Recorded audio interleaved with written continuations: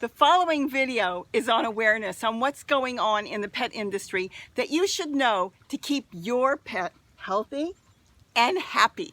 Hi everybody, it's Robbie from Southern California, and today I'm going to talk about how important it is to have a small garden of any type for your dog. And that's what we're doing here. Now, my dogs do eat out of our garden. We do share our food now with them, but I'm going to admit I probably didn't share enough. This video is going to be on awareness.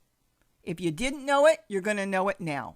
Almost all the pet food that is being sold is going through a safety process of irradiation. It can be called irradiated. It can be called ionizing radiation. It can be called pasteurizing. They could call it anything they want, basically. But what it is when the food goes through that process, it literally sterilizes the food. So it gets rid of any insects that were in there. It gets rid of mold. It gets rid of bacteria. It gets rid of everything. I did some research and I called some companies when I had a personal issue here. And I did get them to open up and tell me what was going on, but I am not allowed to discuss the companies nor the people that discuss this with me, so I'm not talking about any companies in general.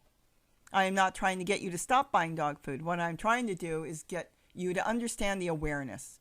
When the food is being made and it is done, they then go through and test it, and they give you all the counts on the side, the minerals, the vitamins, and everything that was in there, and that's perfectly fine.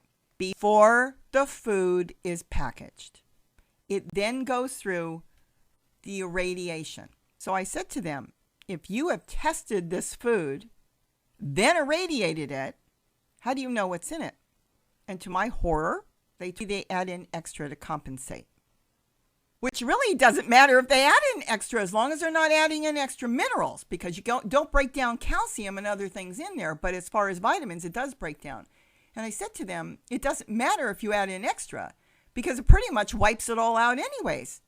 But that was their answer to me on the different food companies I called. They basically had the same answer. But they actually didn't want to discuss it with me because there is no law that they have to tell me. So when I found this out, it made more sense why some of my pets are now aging too rapidly. Years ago, I had a Yorkie.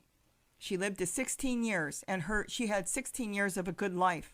Only at the very end did she start to lose her hearing and stuff. And even my vet back then told me feed cat food. I thought that was interesting. Feed your Yorkie cat food. He said that when I got my Yorkie. Maybe he thought cat food has more vitamins. Now I will tell you that in Australia in 2009, they banned cat food to be irradiated. So no cat food, as far as I know, to this day is going through any type of irradiation. In Australia, I don't know what they're doing here because too many cats were dying for lack of vitamins.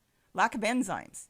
They cannot have food that's irradiated, but I don't know what's going on in the United States because the pet food is not covered by any laws. So after calling these companies and seeing some of my dog here aging too quickly, because, when Gary and I got married, he wanted a healer, and we went and got a healer, and we did feed dog food, and he does run around the yard, and he does pull stuff that's growing around here and eating it. He lived for almost 20 years. Only the last few months of his life did he end up with arthritis and hard of hearing. 20 years. I'm going to be honest, I don't think any of my pets are going to live that long when it comes to dogs right now. Not what's going on with the dog food industry. So I am starting to add in and make sure I add in more food from the garden, because food from the garden not only has all its vitamins and minerals and nutrients in it and enzymes, it's alive. I am not trying to scare anybody. I am not fighting with the pet food industry. I understand they do this for multiple reasons. They do it to sterilize the food so there are no insects or anything in it. They do it to make sure there's no bacteria or E. coli or anything. And they also do it because dog food and maybe cat food can now sit on the shelf for many, many, many years without going bad. It's too prolonged shelf life. And if you think it's bad on dog food, don't kid yourself. This past year, most of the human food is being irradiated too. So all I'm trying to do here is to say, let's get a garden going if you've got a dog. Now, if you've got a yard, that's fantastic. Dogs love broccoli and kale growing. They love peas. They love papaya. I know you can't all grow a papaya tree. Our dogs love papaya now. But you can grow microgreens. You can get microgreens that you would grow for yourself on a windowsill, on your kitchen counter, and you can clip off with a scissors some of that, toss it in their dog food, and they will be getting enzymes from that. The main thing here is awareness. That's all I'm trying to do. And even the best of the best food, if it's irradiated, is not going to be what you think it is. I was watching Home and Family, and there was a chef on there, and he said his 2 small dogs were getting very sick. He couldn't figure it out. He was going to his vet, and I'm going to tell you something. I just went through this. All kinds of testing. The testing were coming back fine. You couldn't figure out what it was. So he started cooking for his own dogs, and they're now perfectly fine. I just had to discuss that with my vet. He was unaware that dog food is all being irradiated now, that the vitamin intake that you think your pets are getting, they're not getting. So the main thing here, again, is awareness. You got a dog, you love your dog, grow some greens for them. It's so easy. You could do it, on your kitchen counter. I'm going to make a little garden for my dogs so we can give them some greens and give them something that is beneficial for them to help their body digest food. They need the good gut bacteria too. And if they're not getting it out of their dog food, that's one thing. If you've got a dog running the yard, he's going to eat some grass. He's going to pick up things in the yard. He's probably going to get his own enzymes on his own without your help just by running around. But if you've got a house dog, where is he going to get it from? If it's not from you, it's not from the house, he has no way of getting it if you're buying the best of the best and it's not in there.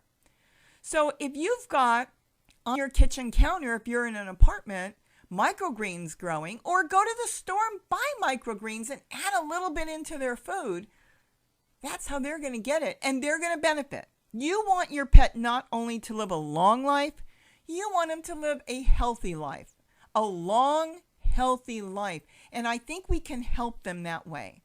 I'm going to put a little garden together, and I'm going to do this mainly to emphasize how important it is for our pets to get some good nutrition and good elements in their body. They need fresh vitamins and fresh enzymes, and we could do it so easy by having a little garden for them.